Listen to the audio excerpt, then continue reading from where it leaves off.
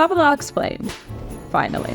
So there's a story in the Talmud about 4 rabbis who decide to study Kabbalah. And in case you don't know, Kabbalah is the mystical and hidden aspects of Judaism. But what happens next in this story is wild. One of the rabbis dies. Another one of the rabbis loses his mind. One of the rabbis abandons Judaism completely. And one of the rabbis studies for the rest of his days in peace. As you can see from this story alone, Kabbalah is a world of mystery, but I'm here to help you unravel it. This is You Know It, and today we're talking about Kabbalah. So, what is Kabbalah? Well, to answer this question, we must start with what Kabbalah is not. Kabbalah is not the Jewish teachings, rituals, and customs that you learned in Hebrew school, but they are related. In case you missed it before, Kabbalah is the mystical and hidden aspects of Judaism. Imagine that Judaism was one big video game.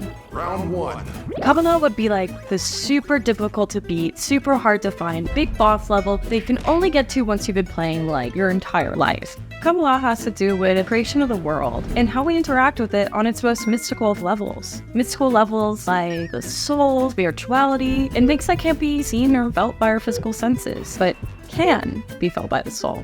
Got it? Get it? Good. And if not, that's okay too.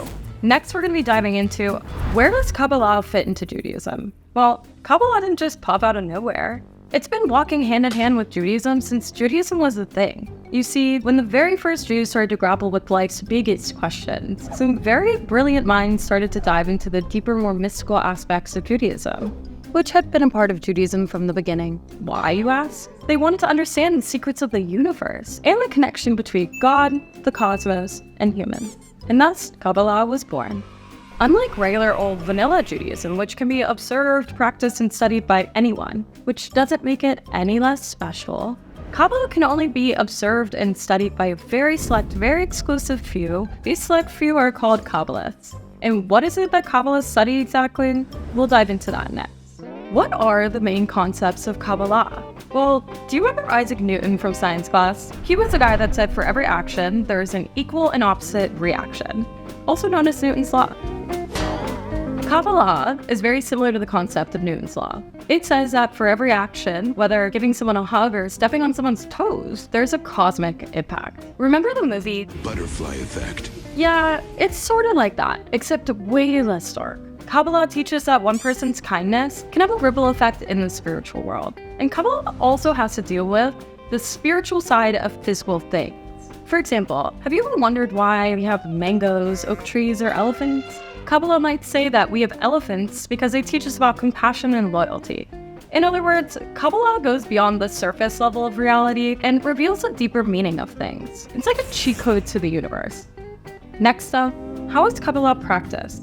Kabbalah can take an entire lifetime to master. So what I'm going to tell you is like the very tip of the iceberg. Iceberg, right ahead! Kabbalah is all about getting in touch with our spiritual side and looking beyond the material world.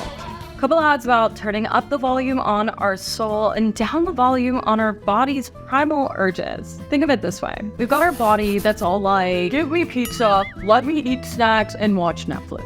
And then you've got your soul that's like, I'm looking for deeper purpose here, knowledge, and genuine connections. According to Kabbalah, it's all about making the choices that align with your soul's purpose. So when you're torn between ordering the extra slice of pizza or having a deep conversation with a friend, Kabbalah says, hey, choose what feeds your soul, not just your stomach. Although you could always do both. If you want to start dabbling with Kabbalah, again, in the most basic sense of the manner, you can start by asking yourself, what would my soul choose? Next up, who can practice Kabbalah? Remember that wild story from the beginning about 4 rabbis with only one who made it out alive without losing his mind? Take that as a warning. Kabbalah is not for everyone. Kabbalah is the most advanced form of Judaism. For most, it'd be like taking an intro-level karate class and then jumping into a pro-level MMA match. Remember, Kabbalah is reserved for the super dedicated select few who have been immersed in Judaism's teachings and practices for their whole lives. Essentially, the black belts of Jews. But that doesn't mean you shouldn't dip your toes into the spiritual waters and explore the deeper meanings of life. So why not give it a shot? You might be surprised at what you find. This has been You Know It, a series where we tackle questions big and small about Judaism. even the ones you're too afraid to ask. Hit that like button and subscribe to follow along. And drop a comment about what topic you want us to tackle next.